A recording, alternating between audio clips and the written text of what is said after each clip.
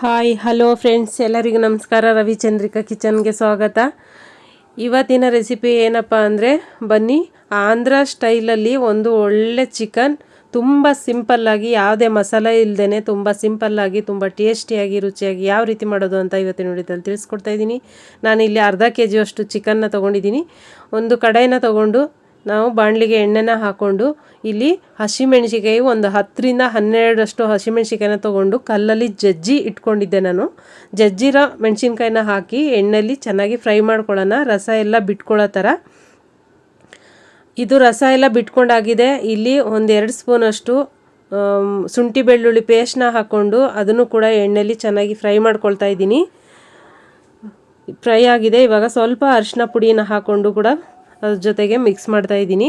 ಇದಕ್ಕೆ ಬೇರೆ ಯಾವುದೇ ಮಸಾಲ ಕೂಡ ಏನು ಸೇರಿಸಲ್ಲ. ನಾನು ಕ್ಯಾಪ್ಸಿಕಮ್ ಹಾಕ್ಕೊಂಡಿದ್ದೀನಿ, ಅರ್ಧ ಕ್ಯಾಪ್ಸಿಕಮ್ನ ಕಟ್ ಮಾಡಿ ಹಾಕ್ಕೊಂಡಿದ್ದೀನಿ. ಕ್ಯಾಪ್ಸಿಕಮ್ ಹಾಕ್ತಾಯಿದ್ರೂ ನಡೆಯುತ್ತೆ. ನಾನಿಲ್ಲಿ ಟೇಸ್ಟ್ ಚೆನ್ನಾಗಿ ಬರುತ್ತೆ, ಘಮ ಚೆನ್ನಾಗಿ ಬರುತ್ತೆ ಕ್ಯಾಪ್ಸಿಕಮ್ ಹಾಕಿದ್ರೆ ಅಂತ ಹೇಳ್ಬಿಟ್ಟು ಕ್ಯಾಪ್ಸಿಕಮ್ನ ಹಾಕ್ಕೊಂಡಿದ್ದೀನಿ.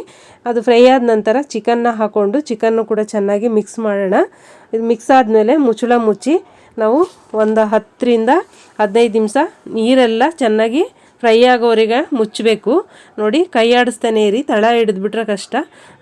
ನಾನು ಸ್ವಲ್ಪ ಪ್ಲೇಟಲ್ಲಿ ಅದು ಮೆಣಸಿನ್ಕಾಯಿ ನೀರಿತ್ತು ಅದನ್ನು ಹಾಕ್ಕೊಂಡಿದ್ದೀನಿ. ಇವಾಗ ಇದಕ್ಕೆ ಸಾಸ್ ಹಾಕ್ಕೊಳ್ತಾ ಇದ್ದೀನಿ. ಚಿಲ್ಲಿ ಸಾಸು ಮತ್ತು ಸೋಯಾ ಸಾಸು ಎರಡನ್ನೂ ಹಾಕ್ಕೊಳ್ತಾ ಇದ್ದೀನಿ. ಸೋಯಾ ಸಾಸ್ ಚಿಲ್ಲಿ ಸಾಸ್ ಹಾಕ್ಕೊಂಡು ಚೆನ್ನಾಗಿ ಮಿಕ್ಸ್ ಮಾಡ್ಕೊಳ್ಳೋಣ. ಯಾರೆಲ್ಲ ನನ್ನ ಚಾನಲ್ನ ಸಬ್ಸ್ಕ್ರೈಬ್ ಮಾಡದೆ ನೋಡ್ತಾ ಇದ್ದೀರಾ, ದಯವಿಟ್ಟು ಸಬ್ಸ್ಕ್ರೈಬ್ ಮಾಡಿ, ಲೈಕ್ ಮಾಡಿ, ಶೇರ್ ಮಾಡಿ, ನನ್ನ ಫೇಸ್ಬುಕ್ ಪೇಜ್ನ ಫಾಲೋ ಮಾಡಿ, ಯೂಟ್ಯೂಬ್ ಚಾನಲ್ನ ಸಬ್ಸ್ಕ್ರೈಬ್ ಮಾಡ್ಕೊಳ್ಳಿ. ದಯವಿಟ್ಟು ಬೆಲ್ಲೈಕನನ್ನು ಕ್ಲಿಕ್ ಮಾಡಿ.